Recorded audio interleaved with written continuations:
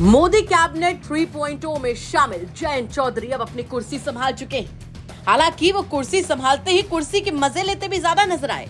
तस्वीरों में आप देख सकते हैं कि कैसे जयंत चौधरी अपनी कुर्सी पर बैठकर उसके फ्लेक्सिबल होने की बात कर रहे हैं। खैर, इससे इतर प्रधानमंत्री नरेंद्र मोदी के नेतृत्व वाली एनडीए सरकार में जयंत चौधरी ने रविवार को मंत्री पद की शपथ ली।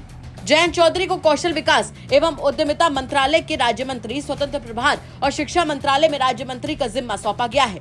वहीं जयंत चौधरी ने मंगलवार को अपने मंत्रालय का कार्यभार संभाला। इस दौरान उन्होंने ये भी बात कही कि प्रधानमंत्री ने मुझे बड़ी जिम्मेदारी सौंपी है। मैं पूरी मेहनत और लगन के साथ उनके विकसित भारत के लक्ष्य को पूरा करने की कोशिश करूंगा। इसी के साथ साथ जयंत चौधरी ने उत्तर प्रदेश में कम आई बीजेपी की सीटों पर भी अपनी बात कही। 100 दिन के सरकार के कार्यक्रम के तहत सभी जो है मंत्रालय के अधिकारी हैं और वो आज जानकारी भी मुझे देंगे।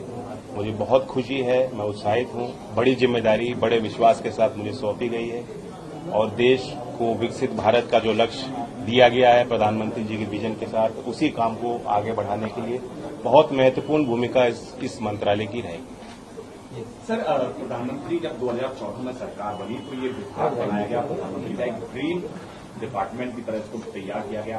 आप युवा हैं, युवाओं की जॉब की बात करते हैं, युवाओं को स्किल बनाने की बात करते हैं। अब इसकी जिम्मेदारी आपके पास है, किस तरह से? हमारे देश की औसत आयु 29 वर्ष है, बल्कि उससे भी कम है। तो 29 वर्ष के भारत के सपनों की, उनकी आकांक्षाओं को पूरा करने के लिए ये माध्यम है और इसलिए प्रधानमंत्री जी के ड्रीम प्रोजेक्ट इसे कहा जा सकता है। इसलिए बहुत मुझे खुशी है कि उनके साथ, उनके सानिध्य के साथ मिलकर काम मुझे करना है।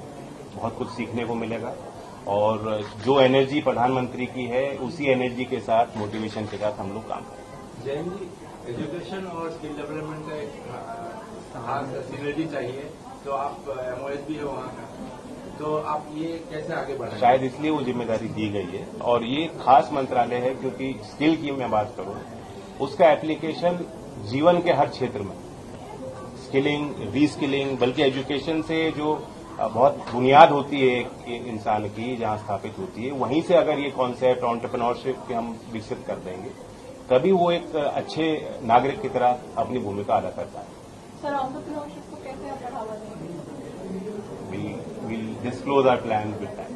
सर, हर जो एनडीए के जो शामिल है साथ में, उनको अच्छी तरह से अकोमोडेट किया गया है क्योंकि विपक्ष कह रहा है कि एनडीए में अकोमोडेशन नहीं मिला है। आप आरएलडी से आते हैं, आपका क्या कहना है? पहली बार नहीं है, एनडीए की सरकारें पहले भी बनी हैं, बहुत लंबा अनुभव है। प्रधानमंत्री जी राजनीति को अच्छी तरह समझते हैं, जमीन की बात समझते हैं और राजनीतिक गलियारों में क्या चर्चाएं होती हैं उसको भी समझते हैं। देश के हर वर्ग को साथ ले जाने की शक्ति उनके अंदर है, सामर्थ्य है और इसलिए अलायंस पार्टनर्स की विशेष भूमिका उन्होंने बनाई है। और जैसा कि पहले मैंने कहा कि मुझे उम्मीद नहीं थी, बहुत बड़ी जिम्मेदारी उन्होंने मुझे दी। सर, मंत्रालयों में एक ये कहें कि यूपी का दबदबा रहा है और फिर यूपी को लेकर विपक्ष ने भी सवाल उठाया, जिस तरह से नतीजे जब आए तो सर एक प्रतिक्रिया उस पर जरूर दीजिए। यूपी बड़ा प्रदेश है और देश के लोकतंत्र में बड़ी भूमिका है। प्रधानमंत्री यूपी के जनप्रतिनिधि हैं, तो उस नाते देखा जाए तो उत्तर प्रदेश की देश को आगे ले जाने में हमेशा भूमिका रही है, राजनीतिक क्षेत्र में रही है, सामाजिक क्षेत्र में रही है, आगे भी रहेगी। आपको बता दें कि जयंत चौधरी की पार्टी आरएलडी ने इस लोकसभा चुनाव में शानदार प्रदर्शन किया। गठबंधन में मिली बागपत और बिजनौर की दोनों सीटों पर आरएलडी के उम्मीदवारों ने जीत दर्ज की। पश्चिमी उत्तर प्रदेश में प्रभावित जाट समुदाय से आने वाले जयंत चौधरी किसानों और पिछड़ों के प्रमुख नेता के तौर पर जाने जाते हैं। चौधरी चरण सिंह को भारत रत्न दिए जाने के ऐलान के बाद जयंत चौधरी इसी साल इंडिया गठबंधन का साथ छोड़कर एनडीए में शामिल हो गए थे। ब्यूरो रिपोर्ट, यूपी तक।